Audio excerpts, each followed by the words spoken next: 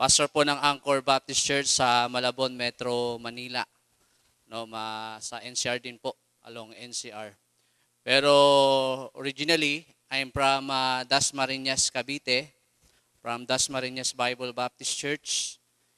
At nung ako po ay nag-aaral sa Bible School, magkakasama kami niya, nila Brother Derry, nila Sister Adsel. Si Brother Derry, naging classmate ko pa yan sa college choir. At minsan nakakasama ko yan sa pag-awit. At talagang it's my privilege na makasama sila sa pag-awit. No, one time nag-quartet kami. Yan, si Brother Derry, si Jomar, si Pastor Alan na nasa Mindanao, no, si Alan. Ayun, tapos ako, no. Magagaling talaga sila kumanta. Sila isang beses lang nag-practice. Ako 3 araw pinractice. The same result pa rin. Talagang sintonado pa rin. At salamat, ako ay naimbitahan dito po sa inyo pong church. Talagang nagpipray po ako na matagal, no, kung bibigyan ako ng pagkakataon na makapagsalita rin po rito. Especially si Pastor Recto ay professor ko po sa Bible School. And siya rin po nagkasal sa akin noong May 12. Ito lang pong taon, si Pastor Recto. At nung ako po ay na-save, 1998, isa sa mga nag-alaga sa amin, sa pamilya po namin ay si Pastor Recto. Kaya bilang isang Kristiyano, napakalaking bahagi po ng buhay po namin, si Pastor Recto at ng kanya pong buong pamilya. Kaya salamat, ako po ay nabigyan ng pagkakataon dito po, tumayo sa inyo pong harapan. No? Sige po, buksan po natin ang ating pong mga Bible, Psalms 11 verse 3.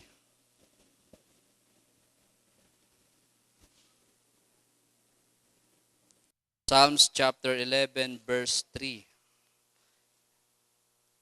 Hindi po mahirap hanapin yan. Sa Bible lamang po yan. No? Basahin po natin ng sabay-sabay. Hello. Okay po, ready now, read. If the foundations be destroyed, what can the righteous do?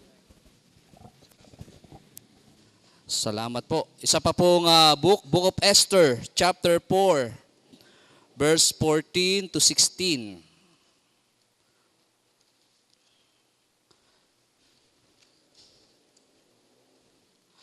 Esther chapter 4, verse 14 to 16. Kalapit lang po yan, katabi lamang po yan, at rest lamang po kayo ng konti. Psalms, Job, Esther po.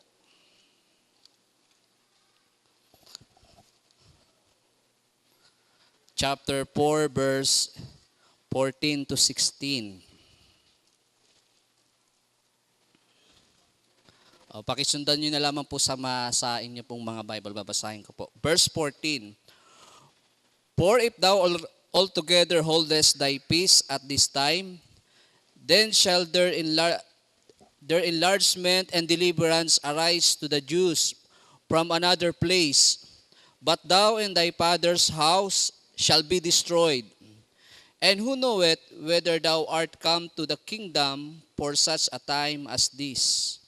Then Esther bade them return Mordecai this answer. Go gather together all the Jews that are present in Shushan.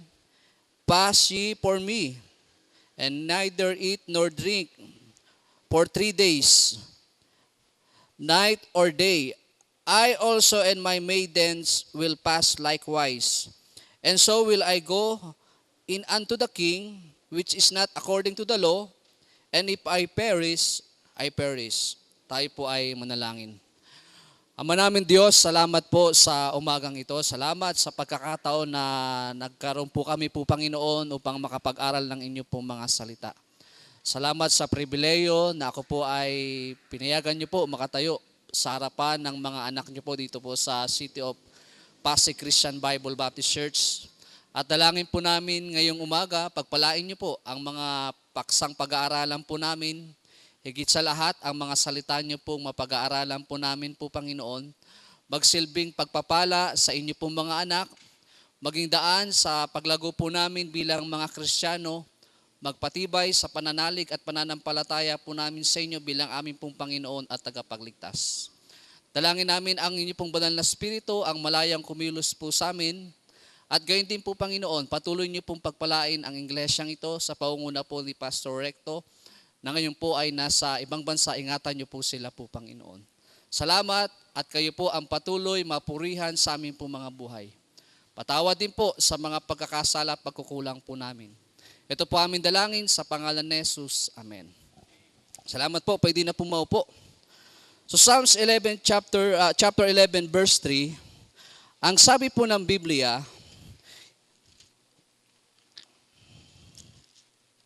if the foundations be destroyed, what can the righteous do? Sa pagtatayo po ng isang pong structure, siguro may mga engineer po siguro dito, no? May mga engineer po ba rito? Mga nag-aaral ng mga engineering. Sa pagtatayo ng building, ng bahay, napakahalaga ng foundation. Tama po? No? Ito po, mataas yung inyo pong simbahan. Matibay. Pero ang higit na magpapatibay po sa church ay foundation.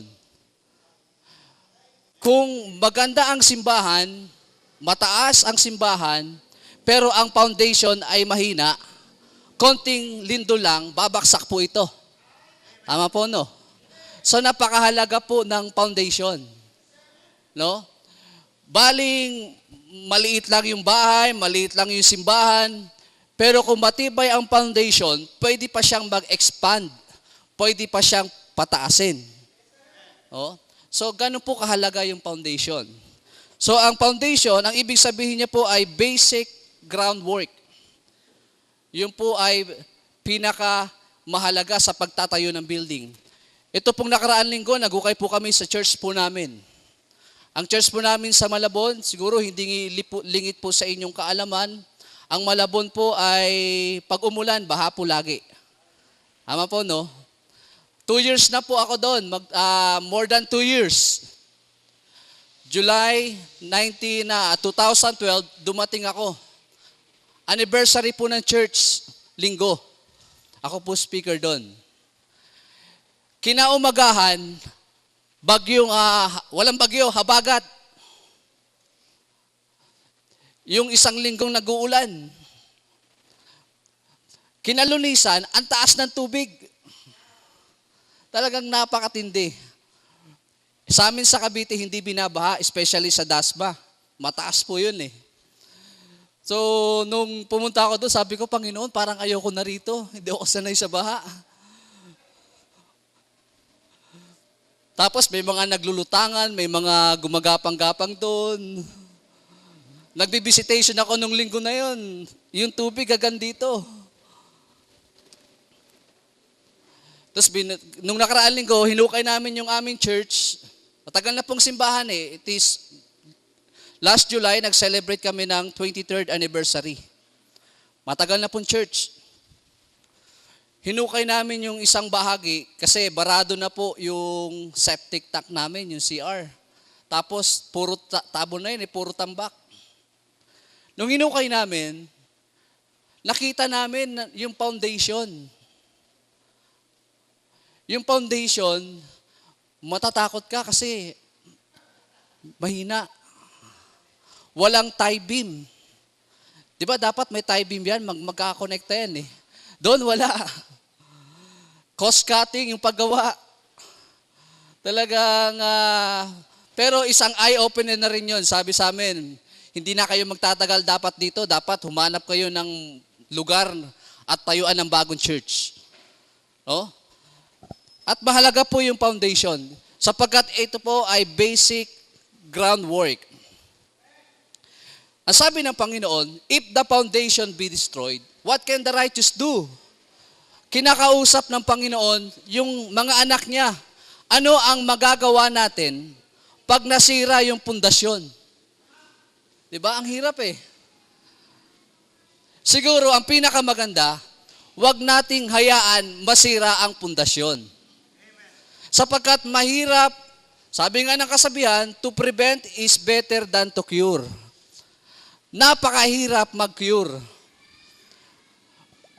Madali mag-prevent. Kaya ngayong umaga, pag-aaralan natin, if the foundation be destroyed in such a time as this. So foundation. And then, let me define also the word institution. An institution, it means an organization devoted to the promotion of a cause or program. Nakita niyo na po yung halaga ng foundation, no? Nakita niyo na po. Yung tibay ng building, nakasalalay sa foundation. Pag mahina ang pundasyon, konting lindol lang, pag tinamaan tayo na sinasabi nilang the big one, magkukulaps yung building.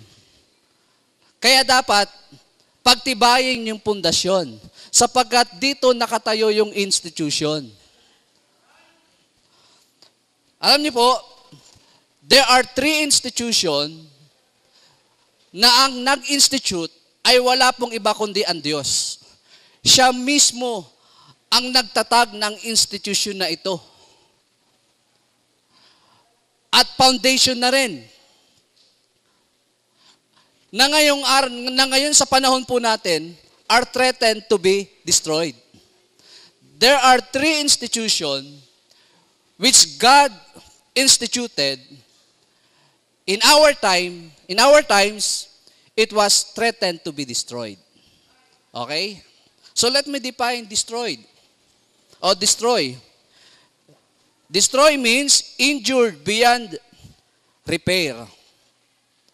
Isang injured na parang ang hirap nang i-repair. Parang wala ng pag-asa. Demolish to put an end. To make ineffective or useless. Alam niyo po, meron tayong kaaway, ang sabi ng Bible. Ang kaaway natin ay walang iba kundi ang diablo. Amen? At ang kanyang purpose is to destroy all the foundation or institution that God has instituted. Yun yung gawain ng kaaway natin. Kaya tayo mga anak ng Diyos, sabi niya, what can we do if the foundation be destroyed in such a time as this? There are 3 institutions na dapat protectionan po natin. Okay? Number 1, na institution na ikinreate ng Panginoon ay family. Pamilya. Sino ang nagtatag ng pamilya? Sino po? Ang Diyos. Saan po nagsimula? Kanino? Kay Eva at Adan. Siya ang nagtatag ng pamilya. Ang Diyos. Nakita ng Diyos na si Adan ay malungkot, walang kapartner, kaya ang Diyos gumawa ng isang Eva. At naging mag-isa sila. Naging isa silang pamilya. Ang Diyos ang nagtatag ng pamilya. Amen? In our time, it is threatened to be destroyed. Ano pa pong institution na ikinreate ng Panginoon? Na institution po natin ngayon?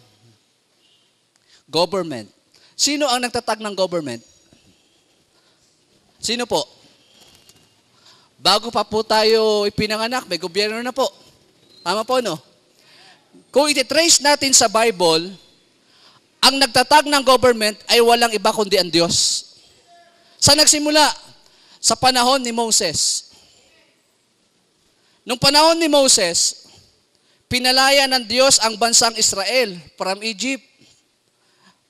Di ba? Napakarami. Nahirapan si Moses. So ginamit ng Diyos yung kanyang biyanan para magkaroon ng tamang sistema. At simula po yun, doon nagsimula yung government system. Si Moses naging parang pinaka-president nila, prime minister, or pinaka-pinuno nila. At yung mga tao, yung kanyang mga tagasunod. Okay? Sino po nagtatag ng government? Sino po? Hindi po, ang Diyos. Ginamit lang si Moses. No? Ang Diyos pa rin po ang nagtatag ng government. No? So, Our government institution, ang Diyos pa rin po ang nagtatag. Okay? Yung family, ang Diyos. Yung government, ay Diyos din. Number 3 institution na itinatag ng Panginoon is church. Simbahan. Sino nagtatag ng simbahan? Ang Diyos. Amen? Ang Baptist Church, ang nagtatag po nito ay walang iba kundi ang Diyos. Amen? Hindi po ang tao. Siya ang nagtatag ng iglesia. And in our time, it was threatened to be destroyed. Ano gagawin natin ngayon na itong mga institution na ito ay balak o talagang sinisira ng dyablo? When we say family, it is a group of persons who from a household, especially under one head. Sa ating pong 1987 Constitution, siguro may mga nakapag-aral naman po ng mga ng college. No, kahit sa Bible School, pinag-aaralan yan eh. Noong 1987 Constitution, sa Article 15, Section 1, nire-recognize po doon that the family is the basic framework of our society. Sabi po ng Constitution. Ang Diyos ang nagtatag, recognize siya ng ating gobyerno na napakahalaga ng pamilya sa society. Kasi pundasyon ito. Amen? Yung pamilya natin, pundasyon ng society. Doon nagsisimula ang lahat ng learning. Kaya kung mahina ang pamilya, mahina ang society. Amen? Kaya dapat pinapatatag po ang pamilya. Higit sa lahat, tayo po ay mga Kristiyano at anak na po ng Diyos. Amen? But in our time, at sabi nga ng Bible, in Psalms 127 verses 1 to 3, para makita po natin, ang sabi po ng Bible na ang Diyos ang nagtatag ng pamilya. Psalms 127 verses 1 to 3. Except the Lord build the house, they labor in vain that build it. Except the Lord keep the city, the watchman walketh but in vain. It is vain for you to rise up early, to sit up late, to eat the bread of sorrows, for so he giveth his beloved sleep. Lo, children are an heritage of the Lord, and the fruit of the womb is his reward. From these verses of the scripture, ang sabi, maliban ang Panginoon ang nagtatag ng pamilya, yung nagtatatag po yun, nagtatatag sa kawalan. Kasi dapat ma-recognize natin, ang nag-i-establish ng family ay ang Panginoon, ay ang Diyos. Amen? Pag mahina ang pamilya, tatakbo ang panahon, magiging mahina ang society po natin. Amen? Kaya dapat, iniingatan po natin yung ating family. It is threatened to be destroyed in such a time as this. Amen? Paano siya threatened to be destroyed? It was threatened to be destroyed by modern and liberalism and humanistic philosophy. Kuya, halimbawa, ito si tatay. Halimbawa lang po ito si tatay. No? Tatay. Sino ba pwede maging, halimbawa lang naman na maging asawa niya? Halimbawa lang. Sino ba pwede? Si nanay. Halimbawa lang po. Nanay mo to. Halimbawa lang, no? Hindi talaga pwede. No? Anak niyo po. Apo. Halimbawa, eto si tatay. Ito yung misis niya, halimbawa lang po Ito yung anak nila. Kuya, anak, ikaw yung anak. Ang disenyo ng Diyos sa pamilya, Kuya Jelito, akit ka. Ang Diyos, ang pinakamataas, si Kuya Julito bilang tatay, ang katiwala ng pamilya, ang kanyang may bahay, tagasunod, at ang kanyang anak. Ayan ang disenyo ng Diyos. Amen? Pero sa panahon natin, nag-iiba. Tama no? Si tatay, nasa ilalim na ni nanay, ng misis niya. No? Nagiging modern na tayo ngayon. Wala na si tatay, si nanay na ang head ng family ngayon. Di ba? Mas nakakalungkot, pag si anak, siya na yung nagpapatakbo sa pamilya. At si tatay, sunod-sunuran na lang. Di ba? So yung disenyo ng Diyos sa family, sa panahon natin, sinisira ng dyablo. Amen? Ano gagawin natin ngayon? Alam niyo pa, mas nakakatakot kung wala na ang Diyos sa pamilya. Di ba? Salamat po. Salamat po sa inyo. It was threatened to be destroyed. Sa panahon din po natin ngayon, naibatas na po ang RH Bill. Ano niyo po yung RH Bill, no? Yung RH Bill is, ano pa tawag po doon? Reproductive Health Law na siya ngayon. No? Naano pa siya sa Supreme Court, pero pinayagan na siya. Batas na siya ngayon. Dahil siya ay batas, Kristiyano tayo, wala tayong ibang gawin, kundi sundin yun at galangin yun. Pero alam niyo po, nakakatakot po yung batas na yun. Kasi, pwede siya maging Pandora's box para maging kasiraan ng isang pamilya. Sapagkat naisabatas na yung RH Bill, pwede na rin maisabatas ngayon yung divorce bill. Marami nang nagtatangka na mag-file ng divorce bill. Naririnig niyo na ba yun? Di ba? Meron pa nga nagtangka yung pag-aasawa, 5 years, renewable. After 5 years, mag-renew na kayo ng relationship ninyo. So yung commitment, nagiging by contract. Pag hindi magkasundo for 5 years or 10 years, hiwalay na. Na sinabi ng Bible, ang pinagsama ng Diyos, walang dapat maghihiwalay sa kanila. Amen? So yung pamilya natin ngayon, it was threatened to be destroyed. Pag pumasok yung RH Bill, pwedeng pumasok yung divorce bill. Ito pang nakakatakot. Dahil may RH Bill, kasunod po yun, abortion law. Ama po? Sa Bible, wala pong abortion. Murder po yun. Amen? Walang abortion sa Bible, murder. Pag nagpa-abort ka, pinatay mo yung bata. Pastor, nagkamali kami. Biglaan. 16 years old pa lang ako, pastor. Pagkagalit yung nanay ko. Nabigla kami. Nagkamali na nga kayo, dadagdagan po pa ng isang pagkakamali. Walang kasalanan yung bata sa pagkakamali ninyo. Amen? Dapat maging responsable tayo sa lahat ng ating ginagawa. Papasok na po yung abortion law na pwedeng maging kasiraan ng pamilya. Amen? May member kaming nurse sa Malabon, galing sa Iloilo. Sabi niya, Pastor, akala ko sa probinsya namin, conservative pa. Pero, Pastor, ang dami naming mga pasyente, mga bata, nagpapa-abort. Mga bata, iniiwan yung baby sa CR. Di ba? In our time, family is threatened to be destroyed.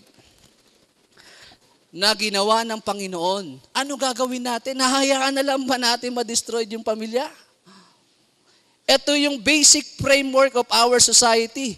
Ito yung foundation. Amen? Isa pa pong nakakatakot sa panahon po natin ngayon na magiging kasiraan ng pamilya po natin is same-sex marriage. Di ba? Ang lakas na nila ngayon, yung mga bading. Di ba? Ang tatapang na nila ngayon.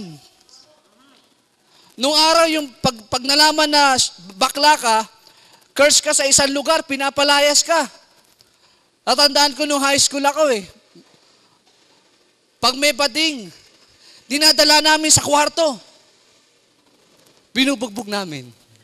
Pero di ba kasyanan yun Kasi sa amin, sa paningin namin, yung bading, parang hindi siya katanggap-tanggap.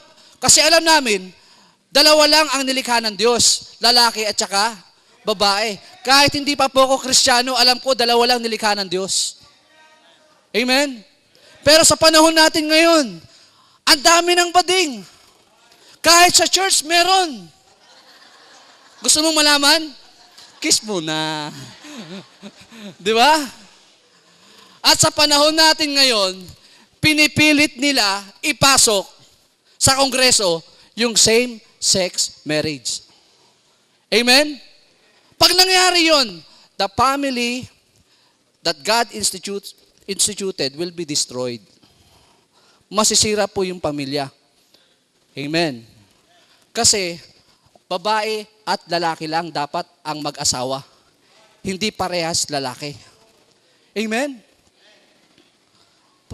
Kung parehas lalaki, sino nanay doon? Sino tatay? Alam niyo po ba, ang pagiging bading or tomboy ay sumpa. Sa Bible yan, sumpa po yan. Once na ikaw ay nakipagrelasyon sa bakla, kahit once lang, pwede ka maging bakla.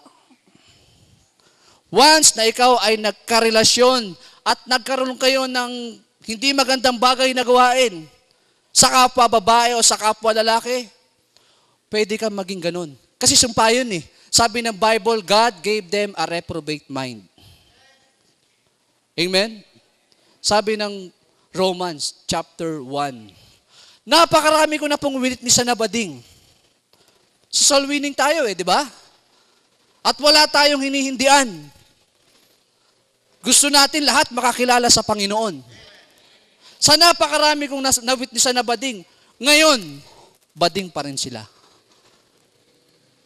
Kasi God gave them a reprobate mind. Maaring hindi totoo yung pagtanggap nila.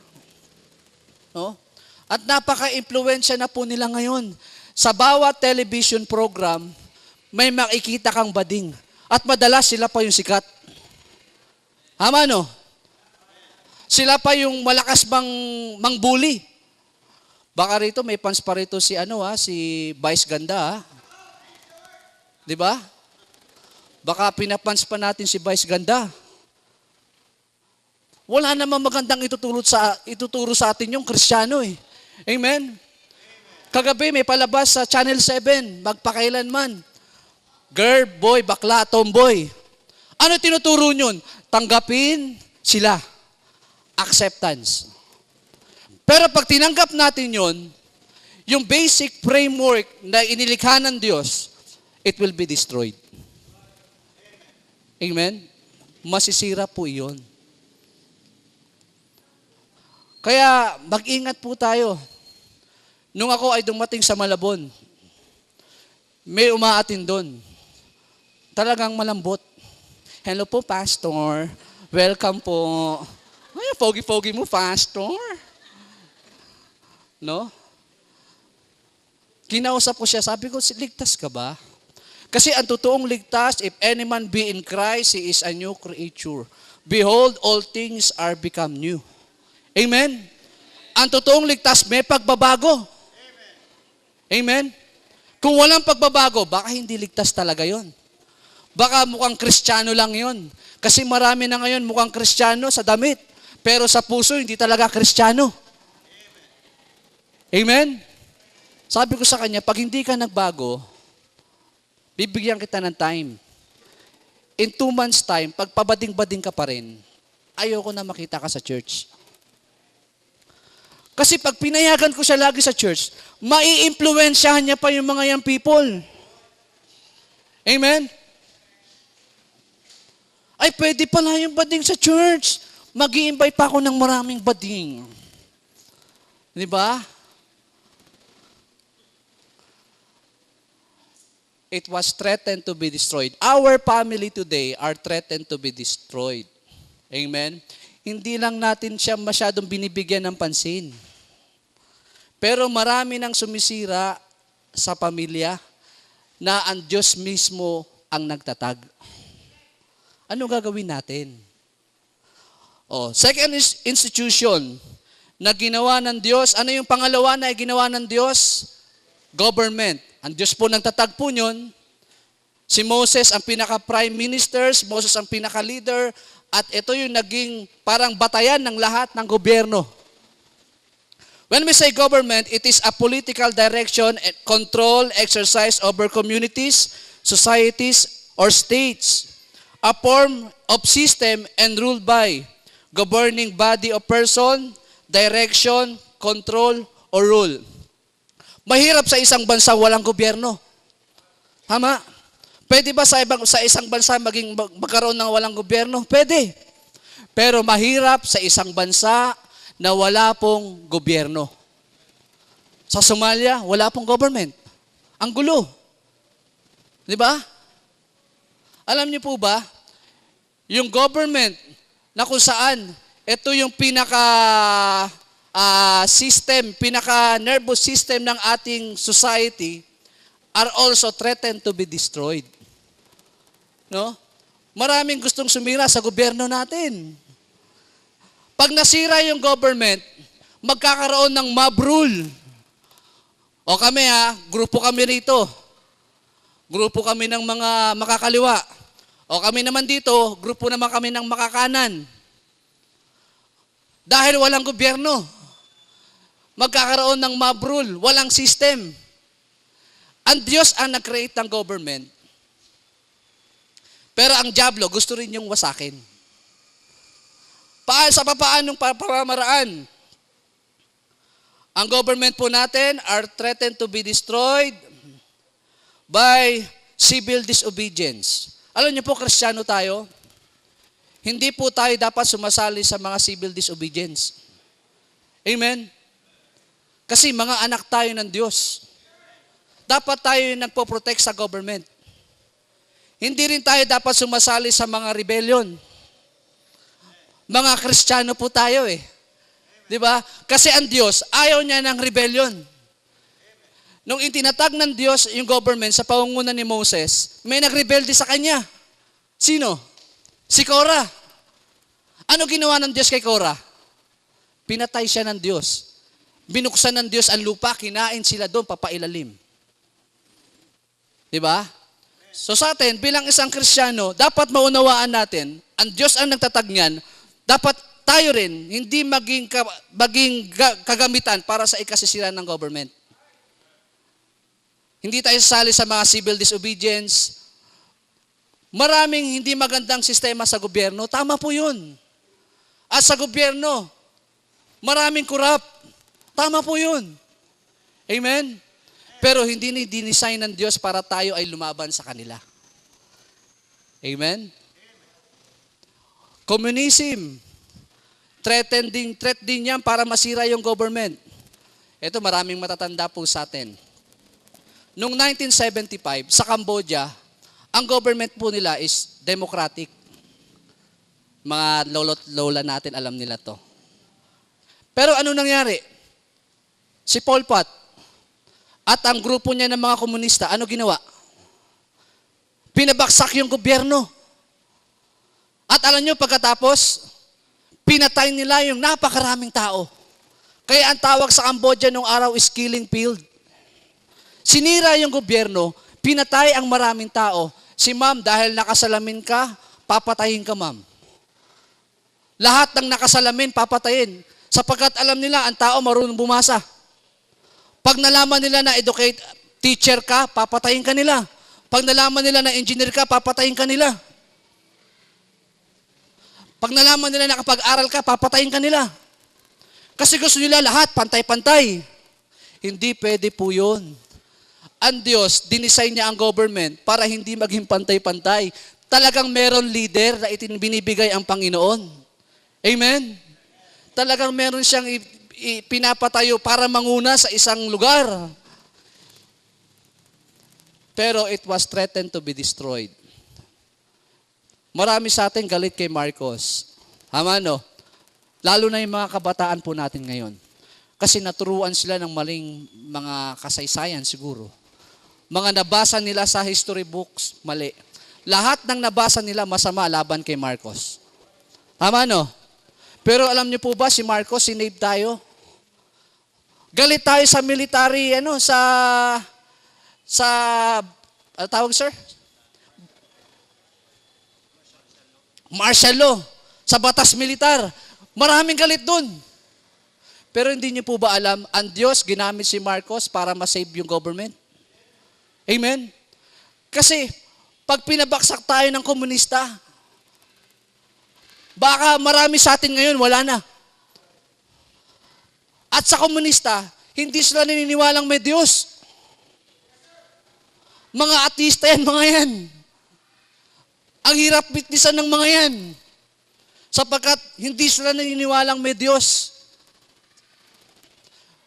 So kung hindi ginamit ng Diyos si Marcos, wala tayo ngayon. Hindi natin mai-enjoy yung biyaya ng Panginoon sa atin ngayon.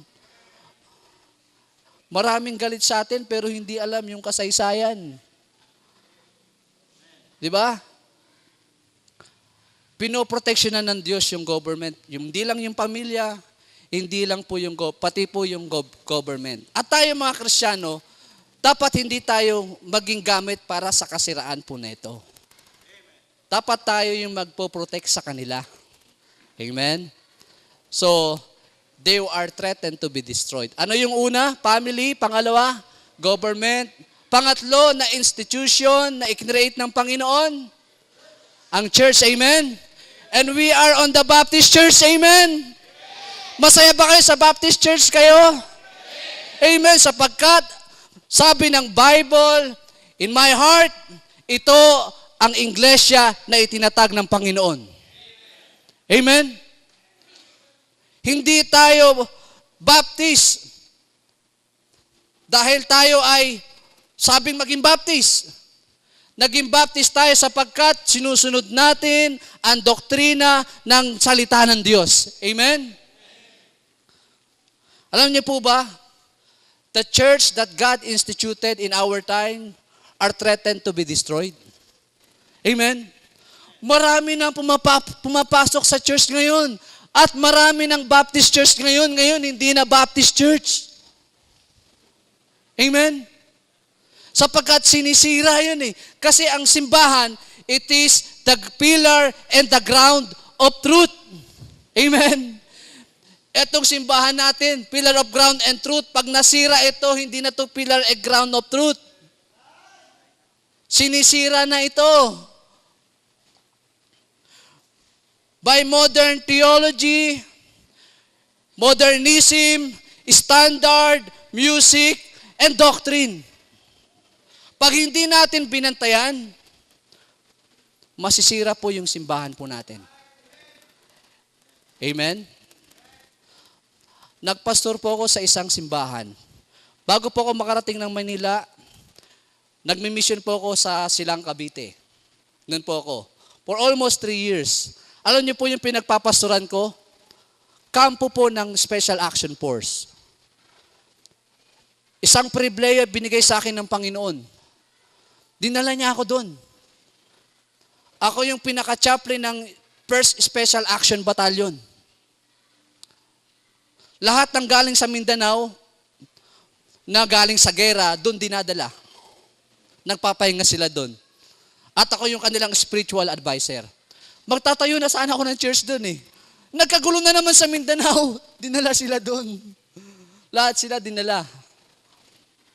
No? Saka ako dinala ng Panginoon sa Metro Manila.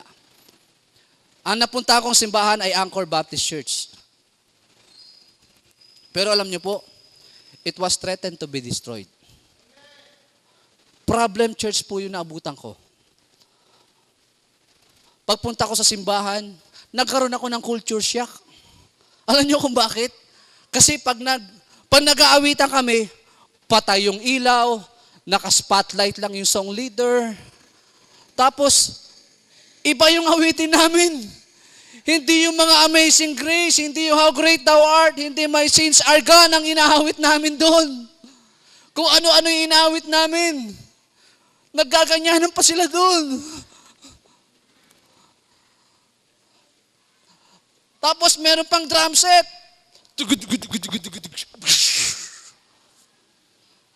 Tapos yung mga itsura ng mga young people, may mga hikaw, blondie ang buhok.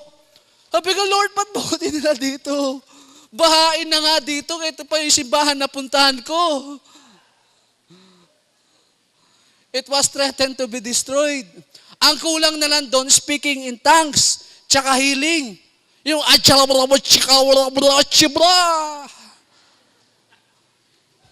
yun na lang yung kulang dyan, tsaka healing eh. Pero ako, nagpapagamot ako eh. Yung bulag, pinanalangin ko, nakalakad. Yun lang kaya ko eh. Yung lumpo, pinanalangin ko, nakapagsalita, amen. Maraming simbahan ngayon na itinatag ng Panginoon, threatened to be destroyed. Amen? Nung dumating ako doon, talagang parang bibigay ako eh. Parang, kasi galing kami sa mataas, sa biblical standard, sumusunod sa Bible, alam natin yung doktrina natin. Alam niyo po, nakakalungkot, marami pang unsaved sa loob ng simbahan. Yung ginawa ko, inisa-isa ko sila. Ikaw ba, saved ka na ba? Maraming hindi saved. Marami akong nabaptize. Niribaptize doon. Kalungkot po. Pero sa biyaya ng Panginoon, sabi ko, Panginoon, dinala mo ako rito, alam ko, with a purpose. Kahit mahirap, pero dahil dinala mo ako rito, gagawin ko yung dapat kong gawin. Amen? Alam niyo pa, unti-unti, tinanggal ko yung electric guitar, tinanggal ko yung bass guitar, tinanggal ko yung drum set. Piano na lang kami doon. Amen? At yung kinakanta namin doon, puro hymnals na, amen? Dati mga hell song eh. Mga CCM. Alam niyo ba maraming CCM na mga banda, they are pro-lesbianism, they are pro-homosexuality. Kaya sa church napuntahan ko yung mga young people, walang standard. Tapos walang ginawang pinag-usapan, kundi magdota. Lahat ng napapakinggan ko sa kanila, kundi puro dota.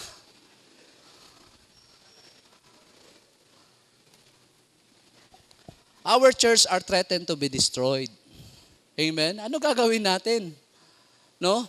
Alam niyo po, ngayon may naikipagdebate pa rin sa akin. Pastor, bakit hindi natin payagan itong mga ganitong kanta? Bakit wala tayong drum set? Bakit wala tayong mga musical instrument na mga ingay? Bakit hindi tayo sumasali sa October Praise? Alam niyo ba may October Praise kayo yung mga Kristiyano? Sumasali yung mga young people namin doon. Tinanong ko, ano ginagawa niyo doon? Concert yung pastor ng mga Christian. Ano mga kanta? No compromise, no compromise. Ang haba ng buhok. Tinignan ko sa internet Tinignan ko sa Facebook, tinignan ko sa YouTube. Walang ipinag-iba yun sa mga club. Sabi ko, pag pumunta pa kayo doon, wag na kayong babalik sa simbahan. Amen? Kasi pag pinayagan natin yun, yung simbahan na ginawa ng Panginoon, masisira. Ngayon, may October Praise na naman sa Cuneta Astrodome. Wag po tayong pupunta doon. Amen? Rock concert po yun. Yung rock po sa Diablo, hindi po sa Kristiyano. Amen? Kahit banggitin man nila yung pangalan ng Panginoon doon, tama yung motibo nila, pero yung process nila mali. And doesn't justify the means. Amen? Our churches are threatened to be destroyed. Ano gagawin natin? Di ba? Buksan natin yung Bible natin sa Esther.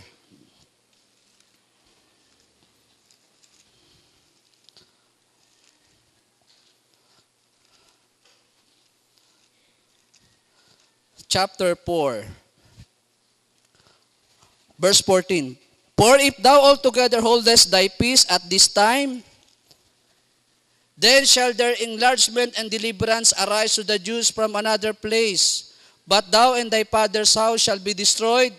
And who knoweth, whether thou art come to the kingdom for such a time as this.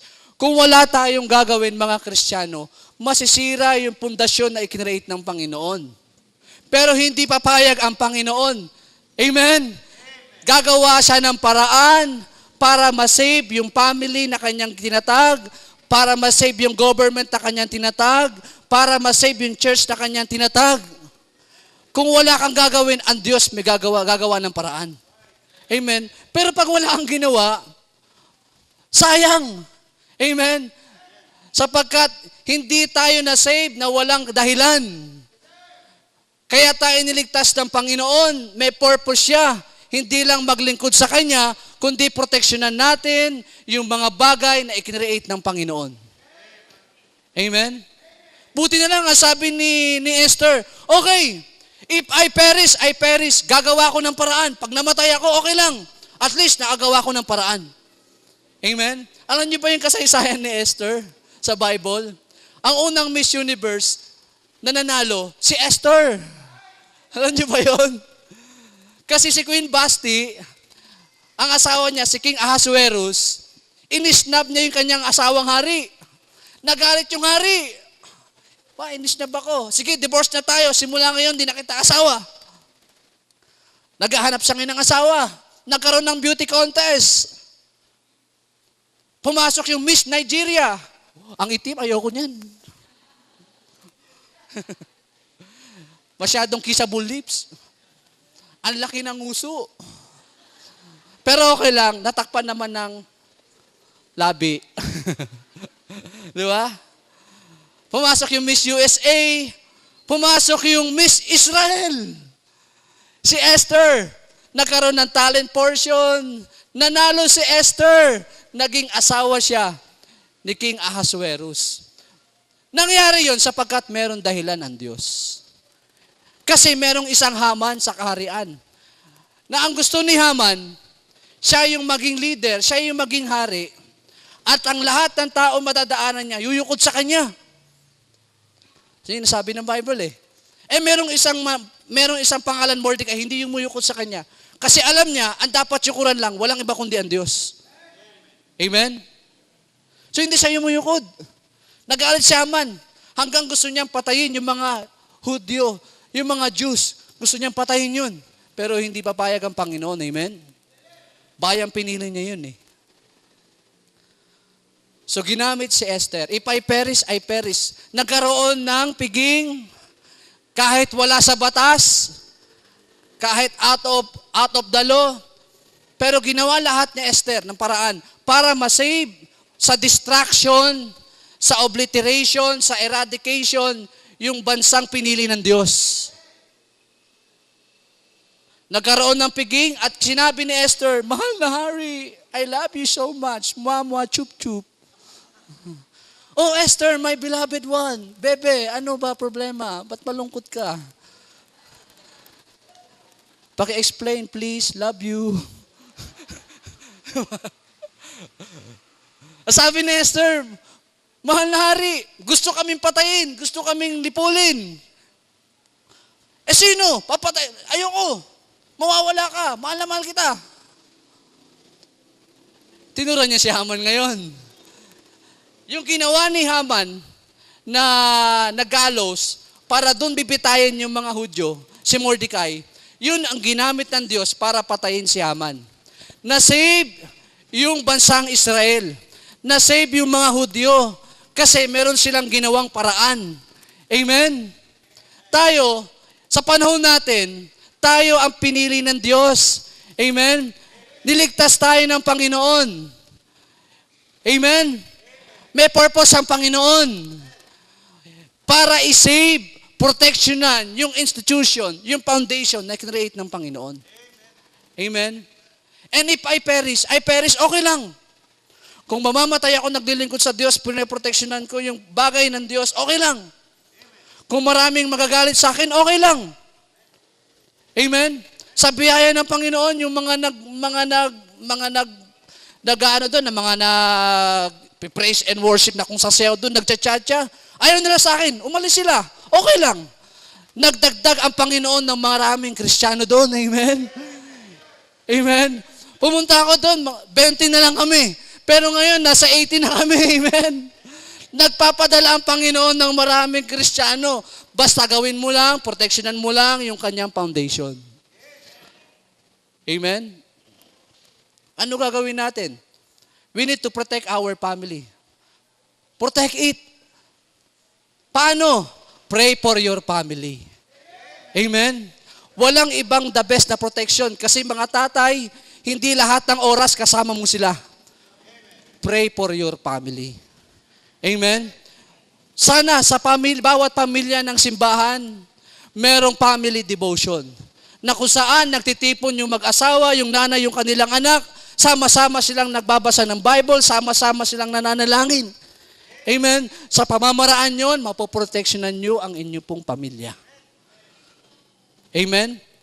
Magiging open kayo sa isa't isa. Sasabihin ng anak mo kung ano yung nasa loob niya. Amen? At masasabi mo rin kung ano yung gusto mo mangyari sa kanya.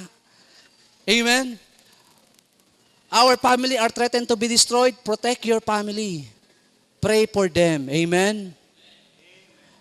Second, provide a better place for them. Amen? Yung pamilya, ano sabi ni Joshua? As for me and my house, we will serve the Lord. Amen? Walang pwede magsabi niyo kundi ang tatay. Amen?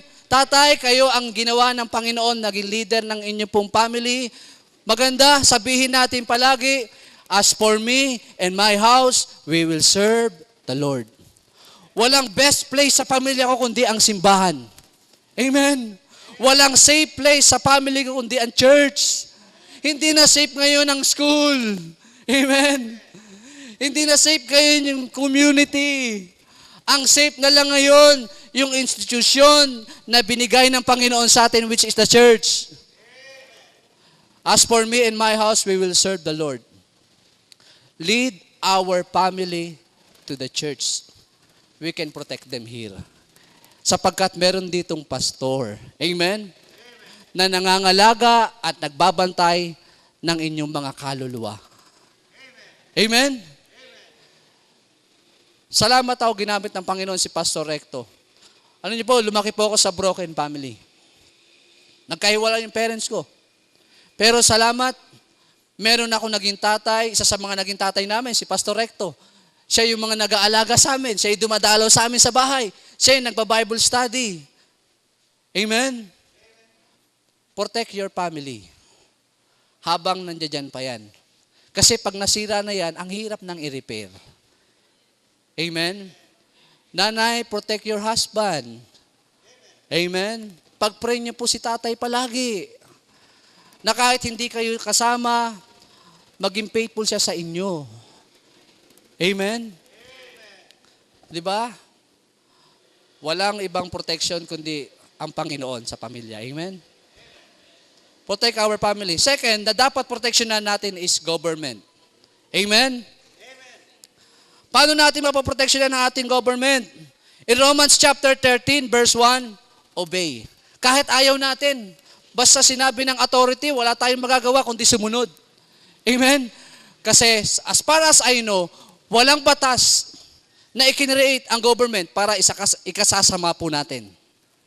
Amen? Obey. Sa Romans chapter 13, ang Diyos ang nagtatag ng government, dapat sundin natin yon. Kasi para sa ikabubuti yon.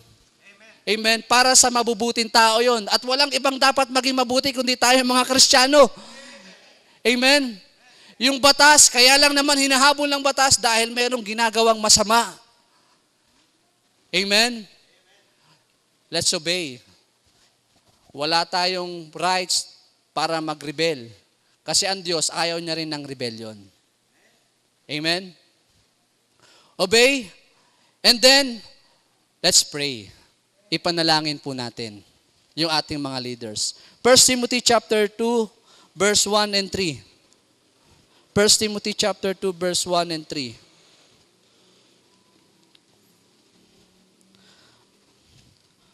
Ang sabi po ng Bible, I exhort therefore that first of all supplication, prayers, and intercession and giving of thanks be made for all men. Amen? Para kanino? For kings and for all that are in authority, that we may live a quiet and peaceable life in all good godliness and honesty. For this is good and acceptable in the sight of God and Savior. Amen? Wala tayong ibang pwedeng gawin sa government, kundi ipanalangin po sila. Amen? Kung meron mang maling ginagawa yung leaders natin, let God be God. Amen? Ipanalangin natin. Ang Diyos hindi natutulog. Amen? Ipanalangin natin, tanggalin ng Diyos. Tama po? Pero hindi natin rights para lumaban sa kanila. Kasi authority sila na binigay ng Diyos. Amen? Sa simbahan, ganun din. Government din to eh. Ang leader natin, si pastor. Wala tayong rights para lumaban sa kanya. Mag-rebel sa kanya.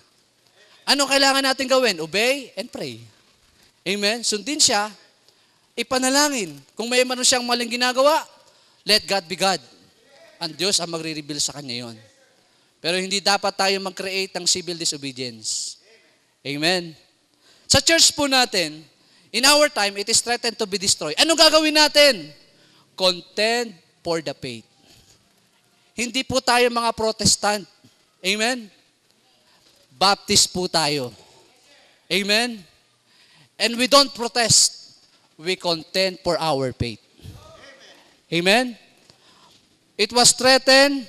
Our church are threatened by, sabi nga ng Bible sa Jude 1 verse 3. Buksan po natin sa Jude chapter 1 verse 3.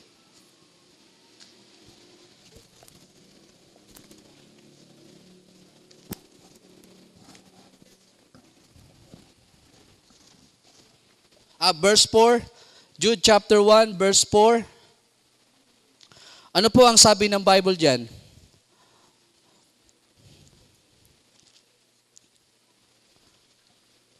For there are certain men creep in unawares, who were before of old ordained to this condemnation, ungodly men, turning the grace of our God into lasciviousness, and denying the only Lord and our Lord Jesus Christ. Amen? Maraming pumapasok sa mga simbahan, unaware tayo. Pero ang dala nila, they are denying the Lord Jesus Christ. They are destroying the foundation of our church. Amen? Ano gagawin natin? Isa pa pong warning. 1 Peter chapter 2, verses 1 and 3.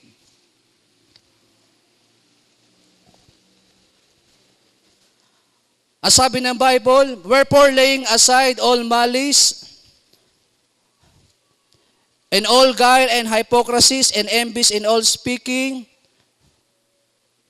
2 Peter chapter 2 verses 1 and 3. But there were false prophets also among the people, even as there shall be false teachers among you, who privily shall bring damnation, heresies, even denying the Lord, that brought them, and bring upon themselves swift destruction. And how many shall follow their pernicious ways, by reason of whom the way of truth shall be evil spoken of. And through covetousness shall they with vain works make merchandise of you, whose judgment now of a long time lingereth not, and their damnation slumbereth not. May mga taong pumapasok sa church. Dapat bantayan natin yung simbahan po natin. Amen. Bantayan natin yung doctrine po natin na ang kaligtasan ay walang iba kundi sa pananampalataya sa ating Panginoon Jesucristo lamang po. Amen? Hindi sa bautismo, baptist tayo, pero ang salvation natin hindi baptism. Amen? Hindi church membership. Amen? Kung first time visitor ka ngayon, hindi ka namin in-invite para baguhin ang religion mo. In-invite ka namin para magkaroon ka ng tamang relasyon sa Diyos. Amen? Sa pamamagitan ni Kristo Jesus, tanggapin mo lang sa puso niyo bilang Panginoon at tagapagligtas. Bantayan po natin yun, amen? Marami nang pumapasok sa church, binabago yung doktrina, binabago yung music, amen? Binabago yung standard, amen? Contend for your faith. Ipaglaban po natin yung pananampalataya po natin. Amen? That's the only way para maproteksyonan natin yung foundation na ibinigay ng Panginoon. Amen? What can the righteous do if this foundation be destroyed? Sabi ni Esther, if I perish, I perish. Kung mamatay man ako, okay lang. At least pinaglaban ko yung mga bagay na ibinigay ng Panginoon. I will rather die on my feet than to live on my knees. Mamamatay ako naglilingkod sa Panginoon at pinoproteksyonan ko yung foundation ng Panginoon. Alam niyo kung bakit? For to me, to live with Christ and to die is gain. Amen? Mamatay man tayo sa pangalan ng Panginoon, ang sabi ng Revelation, lahat ng ginawa mo, may kasunod yan na reward. Amen? But in our time, there are foundations that are threatened to be destroyed. What shall we do? Ano gagawin natin ngayon? Let's protect it. Amen? And if we perish, we perish. At least may ginawa tayo para sa Panginoon. Amen. Sige po, tayo po ay manalangin. Let's pray. Tayo po ay manalangin. Ama namin Diyos, salamat po sa umagang ito sa amin pong Sunday School. I prayed po Panginoon na yung paksampong amin po napag-aralan ay magsilbing pagpapala po sa amin bilang mga anak niyo po Panginoon. Na sa panahon po namin, dapat maunawaan po namin na ang foundation, na institution, na inyo pong pinaon po Panginoon. Kayo mismo po Panginoon ang nagtatag. Sa panahon po namin, gusto pong sirain po ng dyablo. Salamat po, pinalalahanan niyo po kami na dapat bilang mga anak ng Diyos, ito po ay ipaglaban po namin. Dapat proteksyonan po namin po Panginoon. At kung kami man po Panginoon, mamatay na naglilingkod po sa inyo po Panginoon, hindi po kawalan po yun. Sapagkat po Panginoon, ito po ay kapakinabangan. Masarap po Panginoon na naglilingkod po sa inyo at pinoproteksyonan po Panginoon yung mga bagay na nagmula po sa inyo. Pagpalain niyo po ang aming pong pagpapatuloy mamaya sa worship service. Niyo po mga anak, mga bisita, dalangin namin sila po ay makakilala po sa inyo. Ito po aming dalangin sa pangalan ni Jesus. Amen.